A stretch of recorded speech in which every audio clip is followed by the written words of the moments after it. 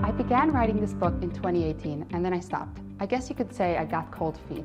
I just wasn't ready. But today I feel so deeply in my heart that it's time.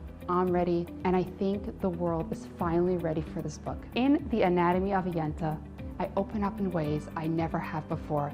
I share the raw truth of my journey. I share the agonizing pain I went through as I struggled to find my place in this world. I share how I went from being a hot-headed Yenta who would wake up in a bad mood every day to a woman who knows her worth and chooses to reserve her energy for the important stuff. This book isn't written from some lofty, perfect place. I'm not a Rebbitzin or an expert of any kind. I'm just a girl who's walked through some really dark times.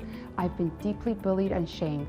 I've been at rock bottom, and I had to build up my self-esteem from scratch. In this book, I share how I transformed, how I morphed into the kind of woman who no longer invites that kind of drama into her life. And if I can do it, you can too. In The Anatomy of a Yenta, I take apart the stereotypical Yenta personality that I know all too well, because I believe we are all meant to be more than just a pathetic Yenta. Each and every one of us deserves to embrace her dignity and embody the elegance that she was destined for.